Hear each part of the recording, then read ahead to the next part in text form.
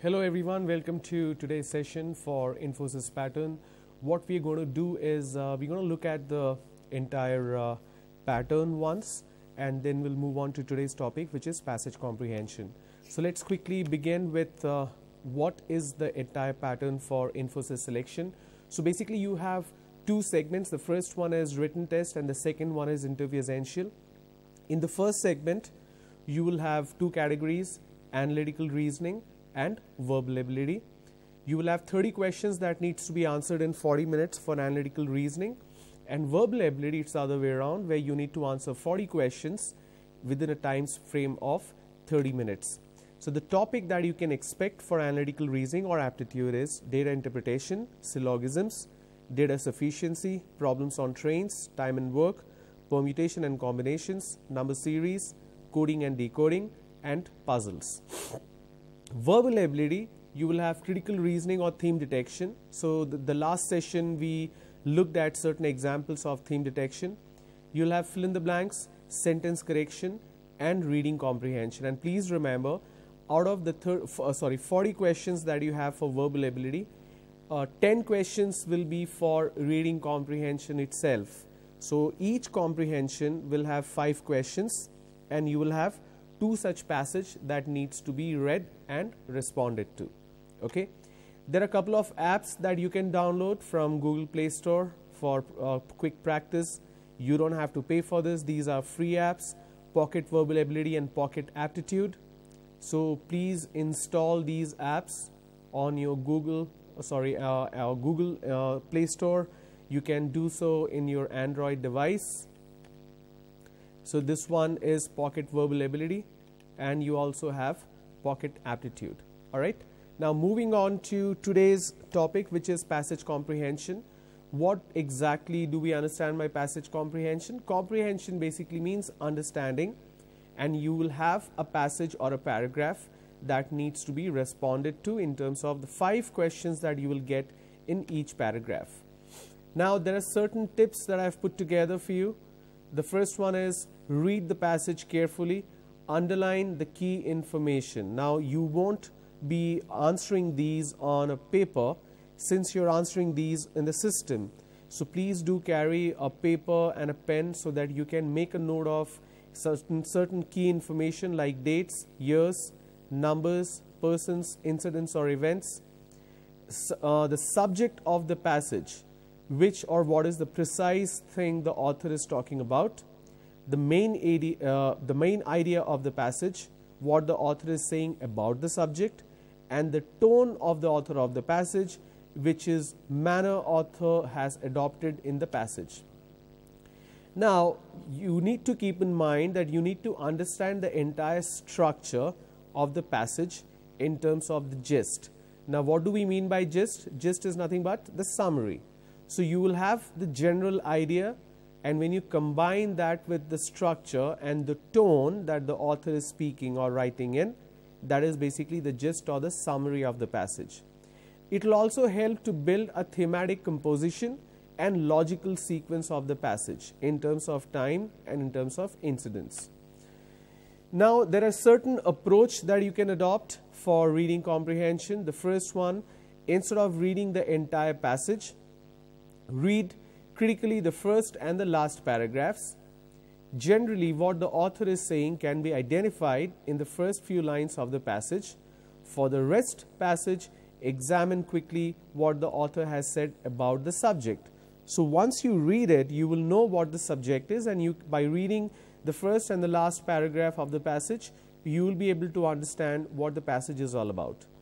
For longer passages, try to put down in 10 to 15 words for each paragraph what you feel are central points of the passage. Now these 10 to 15 words that it's talking about is the key word or the key information in each paragraph. So that's approach number 1. What is approach number 2? Approach number 2 states, identify the structural word that tell you the important ideas or transitions in a passage. The most common structural words are given below. We have continuity words, contrast words, or conclusion words. What it means is, when you find these kind of words, it it basically builds the entire structure and theme of the passage and the message in the paragraph. Continuity words, for example, similarly, moreover, additionally, in the same way, likewise. Continuity basically means the idea is continued. Contrast word, which means the opposite of it, nonetheless, however, but, although, despite. Conclusion words, thus, therefore, hence, in summary, and in conclusion. Now, here is the explanation of what continuity word is. The author would support his point of view further. Contrast word, the author would introduce a contrarian point of view, which means the opposite perspective or opposite point of view. Conclusion, the author would sum up his argument made so far. Then you have approach number 3.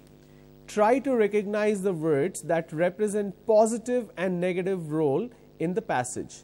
These words will let you decide whether the author is for or against the subject.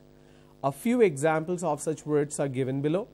We have positive word, which is efficient, and negative word, which is efficient, enthusiastic, bright, fortunate, passionate. Then you have negative words like foul, alarming, detrimental, pessimistic, stressful. So when you have these kind of positive or negative words, by reading these keywords, you can understand what exactly the author is trying to express.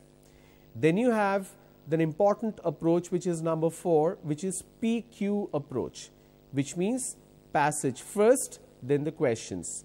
This is the conventional method, the traditional method of passage comprehension, where you read the entire passage first and then you answer the questions.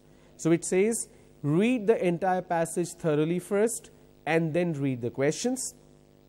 Scan through the passage and keep going back and forth with questions and passage. Read the first 2 paragraphs, scan all the questions and see what you can answer. Then read paragraph 3 and 4, scan the question and see what you can answer. Then read paragraph 5 and 6. Now, in Infosys passage comprehension, at the max, you will have just a couple of paragraphs, right? So what it means is, say for example, there are 3 paragraphs given. So you read the first paragraph, then see the question has anything to do with the first paragraph, then answer that. Then read the second paragraph, then look for further questions and keep going on like that. Approach number 5 is QP approach, which is question first, then the passage. Read all the questions with their answers options first and then the passage, which means read question 1 with all the options, then go through the entire passage to answer it. Then read question 2, go through the entire passage, then question 3. So what you're essentially doing is, you're reading the questions and reading the answers, then finding the answers in the passage. Thereby, you can quickly answer the question. Now that you're reading the passage after question number 1, you will remember certain points and you can go to question 2. And if you find an answer which you have already read, you can answer or you can read the remaining part of the passage. Just read all the question stems without reading the answer question. Now, one way is also, a question will have 4 options. Don't read the options, just read the question and try to understand or find out where the answers are lying in that paragraph. Then read the passage and try answering the questions by reading them with the option. Okay. Now, what I have done is, I have put together a very simple paragraph here. Let's quickly read it and then we'll try to find out the answers. I'll give you the answers for the first one, then we'll try to do it yourself. Laws of nature are not commands but statements of acts. The use of the word law in this context is rather unfortunate, because law means it's a rule everybody has to follow, no discrimination. It would be better to speak of uniformities in nature. This would do away with the elementary fallacy that a law implies a lawgiver. If a piece of matter does not obey a law of nature, it is punished. On the contrary, we say that the law has been incorrectly stated.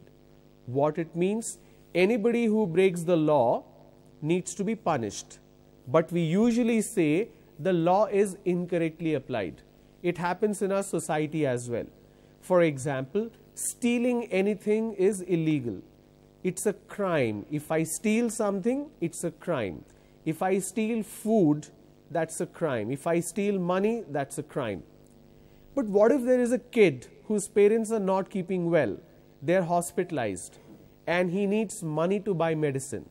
So he steals money, but still we say it's a crime.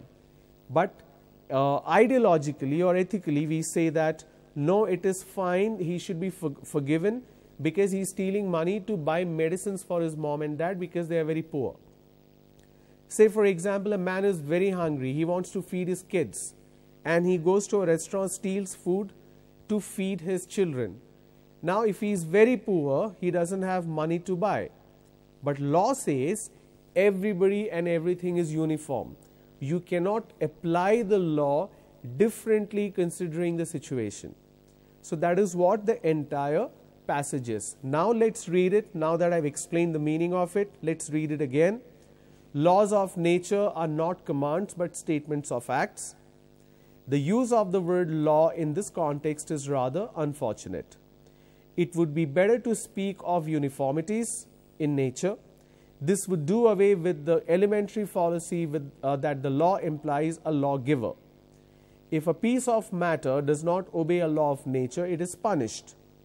On the contrary, we say that the law has been incorrectly stated.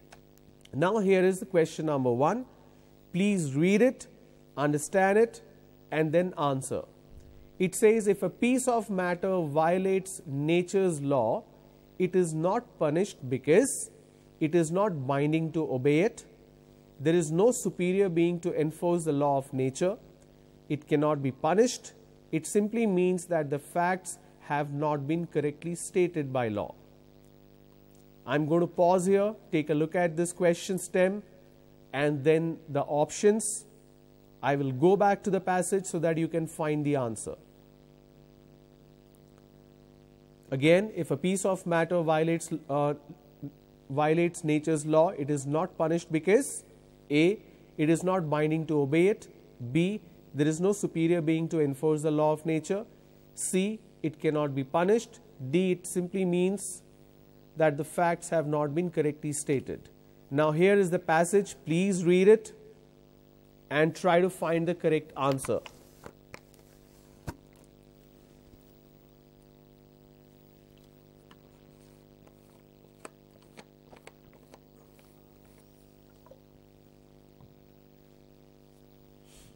Okay, let's go back, and the correct answer is there is no superior being to enforce the law of nature, means everybody is equal. Question number 2. Laws of nature differ from man-made laws because the former states facts of nature. They must be obeyed. They are natural. Unlike human laws, they are systematic. Now there is law of nature and there is law made by man, right? Human beings have made their own laws like constitution. Law of nature differ from man-made laws because the former states facts of nature. What do you mean by former? We are talking about two things, law of nature and man-made law. When we say former, which means the first one, latter, L-A-T-T-E-R, then it's the second one. The former states the facts of nature. They must be obeyed. They are natural. Unlike human laws, they are systematic. I'm going back to the paragraph. Please read this and then find out the correct answer.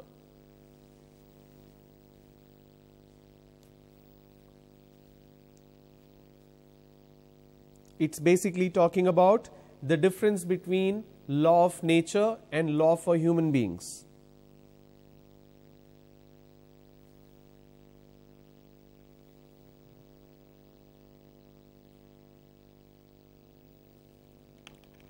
Okay, the correct answer is the former state facts of nature. So law is based on facts. So when we talk about nature, that's the facts of nature. The laws of nature based on observation are conclusion about the nature of the universe, true and unfalsifiable, true and unfalsifiable, figments of the observer imagination, subject to change in the light of new facts. The laws of nature based on observation are conclusion about the laws of nature of the universe, true and unfalsifiable, figments of observer imagination, subject to change in the light of new facts. And the correct answer is option D, subject to change in the light of new facts. Next, the author is not happy with the word law because it connotes rigidity and harshness. It implies an agency which has made them. It does not convey the sense of nature's uniformity. It gives rise to false beliefs. Now, let's go back to the passage. Read the first part. Laws of nature are not commands but statements of facts. The use of word law in this context is rather unfortunate. It would be better to speak of uniformities in nature, which means he is talking about the uniformity. So, the author is not happy with the word law because it connotes rigidity and harshness. It implies an agency which has made them. It does not convey the sense of uniformity. It gives rise to false belief. So, option A, it's rigidity and harshness, because we are talking about a law where you are referring to something which is written and it cannot be violated. It's uniform. That's why it's rigid. It's not flexible. All right, next paragraph. Let's read this slowly. At this stage of civilization, when many nations are brought into close and vital contact of good and evil, it is essential as never before that their gross ignorance of one another should be diminished, that they should begin to understand a little of one another's historical experience and resulting mentality. It is the fault of the English to expect the people of other countries to react as they do to political and international situation. Our genuine goodwill and good intentions are often brought to nothing because we expect other people to be like us. This would be corrected if we knew that history, not necessarily in detail but in broad outlines of the social and political conditions which have given rise to nation in present character. Let's have the passage. We need to have this passage on the screen, please. Thank you, because it cannot be read clearly. Now, here in this passage, it's talking about civilization. It's talking about, when we talk about English, look at this word here, English. It doesn't mean the language, it means the people of England.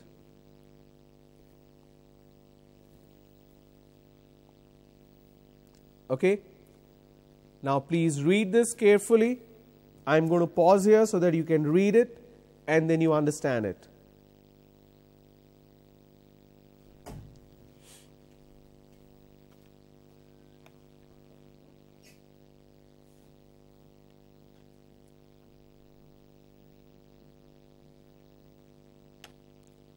Okay, here is question number 1 for you. According to the author, mentality of a nation is mainly product of its history, international positions, politics, present character. According to the author, mentality of a nation is mainly product of its history, international position, politics, present character. We are talking about the past, we are talking about history here. That's the correct answer. The need for greater understanding between nations was always there, is no longer there, is more today than ever before, will always be there. The need for greater understanding between nations was always there, is no longer there, is more today than ever before, will always be there. The correct answer is the understanding is more. Next, the character of a nation is a result of its mentality, cultural heritage, gross ignorance, socio-political conditions. The character of a nation is the result of its mentality, cultural heritage, gross ignorance, socio-political conditions. And the correct answer is D, socio-political conditions. According to the author, his countrymen should read the story of other nations, have better understanding of other nations, not react to other actions, have vital contact with other nations. Let me go back to the passage so that you can read. Let me show you the question first, and then you are expected to read that. According to the author, his countrymen should read the story of other nations, have better understanding of other nations, not react to other actions, have vital contacts with other nation. So that's the correct answer which we just saw. Englishmen, like others, to react to political situation like us, themselves, others, each others. Let me show you the paragraph. Please read. Here is where the answer is. You see English, basically Englishmen, people from England.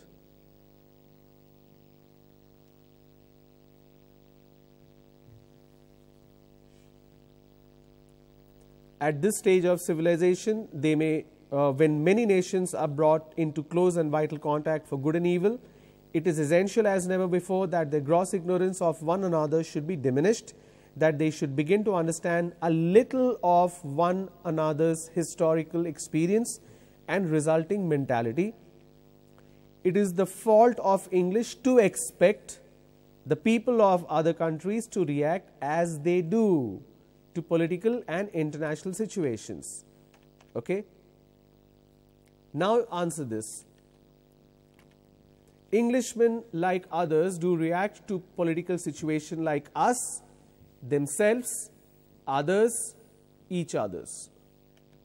The correct answer is themselves, because they react like that, they expect everybody to react the same way. Okay? Now let me move to this particular passage. This is fairly easy for you to understand.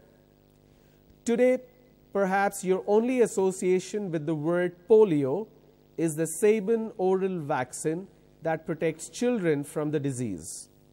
25 years ago, this was not so.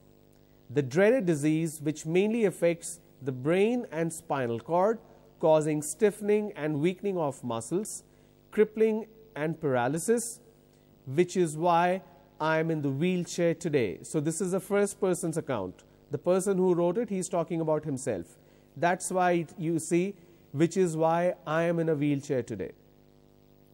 If somebody had predicted when I was born that this would happen to me, no one would have believed it. I was 7th child in the family of 4 pairs of brother and sister. 4 pairs means 4 into 2, 8.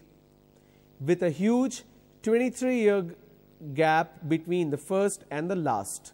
That means first sibling and last sibling, there is a gap of 23 years.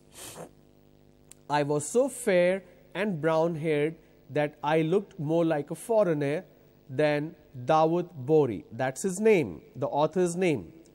He says, I was very fair and I had brown hair. People would think I'm a foreigner. But actually my name is Dawood Bori. I was also considered to be the healthiest of the brood. Means the entire family, all the siblings, I was considered healthy, but I had polio. Here is the first question. In his childhood, the narrator was a weakling, very healthy, tall and slim, short and stout. We just saw the last part of the paragraph. Read the last part of the paragraph, you will be able to find the answer. I was also considered to be the healthiest of the brood. So in his childhood, the narrator was very healthy. In this passage, the word brood refers to polio victims, foreign children, children in the family, Indian children.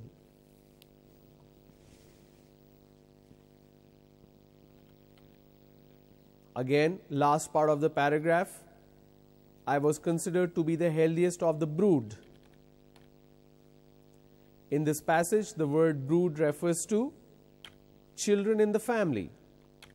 Next, the narrator was the seventh child in a family of 8 children, 16 children, 23 children, 4 children. Now, let's read here. No one would have believed I was, okay, let's start from here. I was 7th child in a family of 4 pairs of brothers and sisters. So, brothers and sisters put together 4 pairs, 4 into 2, 8. And what is the question? The narrator was the 7th child in the family of,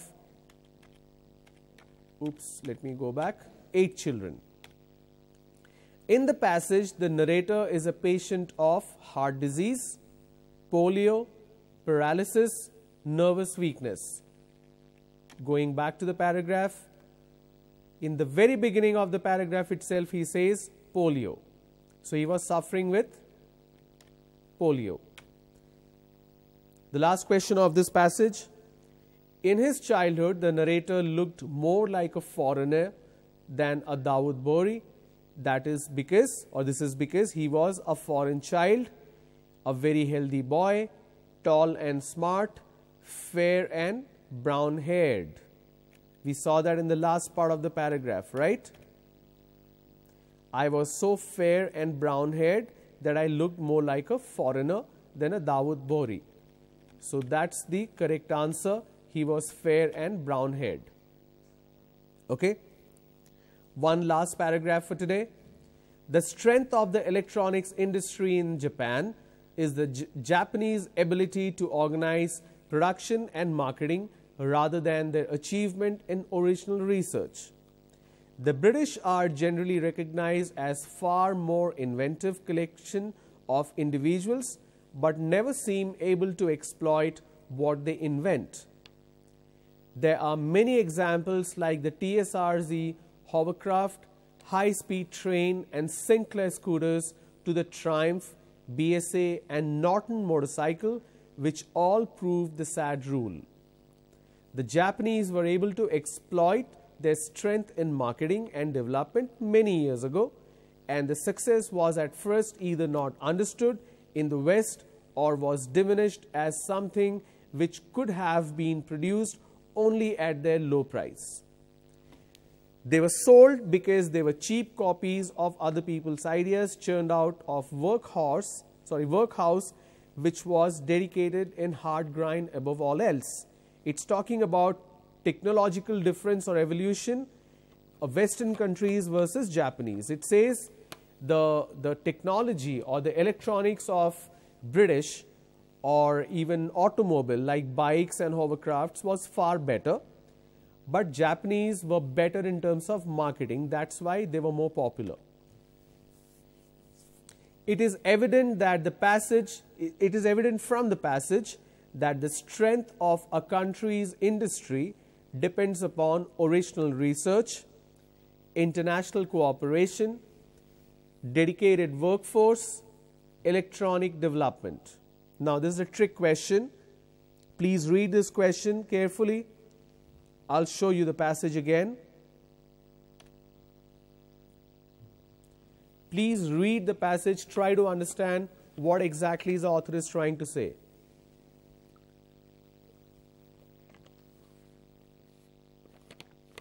The strength of the electronics industry in Japan versus how it is in Western countries, mainly British or UK, United Kingdom.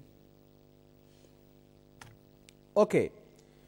It is evident from the passage that the strength of a country's industry depends upon dedicated workforce. You have a part of workforce dedicated for research, one part for manufacturing, one part for marketing. So you need to have division of labor in the right manner. The sad rule mentioned in the passage refers to the inability of the Japanese to be inventive like British, the inability of the British to be industrious like like the Japanese, the lack of variety in Japanese inventions, The poorer marketing ability of British. So here it's talking about how British were not good with marketing, but Japanese were very good with marketing. They were more innovative. The TSR Z hovercraft, high-speed trains, and Sinclair scooter, etc. are the symbol of Japanese success, British failure, British success, Japanese failure. So let's look at where do we have. There are many examples like TSR Z hovercraft, high-speed train, Sinclair scooter to the Triumph BSA, and Northern motorcycle, which all prove the sad rule. Sad rule of what? The British are generally recognized as far more inventive collection. So this is a symbol of British failure because they had great innovation, but they could not market them very well.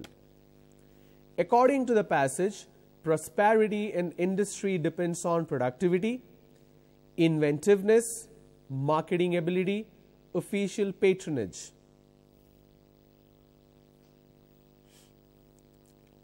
We are talking about marketing ability. Yes, that's a correct answer. The main theme of this passage is electronic industry in Japan, industrial comparison between Japan and Britain, the role of marketing efficiency in industrial prosperity, the importance of original research in industry. This is a fairly easy question. The correct answer is role of marketing efficiency in industrial prosperity. Okay. So you will get passage like this, and please remember you will get 2 passage, and each passage will have 5 questions each. Like I said, either you can read the entire passage and then read the question, or read the question, read the option, then go back to the passage and see where the answers are. Either way, you are going to spend the same amount of time. But the approach 2 helps certain people, approach 1 helps certain people. When you are practicing, the best way is use your phone, and you will have stop clock in your phone. Take a passage, follow approach 1, read the passage, then question and answer and find the correct answer. And time it. How much time are you taking to answer 5 questions? Then second paragraph, again start the timer, read the question and answer, then read the passage and find the answer. Then see where are you saving the time. Whichever approach you are saving the time, use that approach for further practice. If you go to Google and type passage comprehension practice, you will find lots and lots of paragraphs which you can practice. Even in my session, we will practice more and more as we progress with the sessions. Please remember, as far as your written test is concerned, the more you practice, the better you will get. But in order to go to the interview round, you need to clear the written assessment. So practice as much as possible.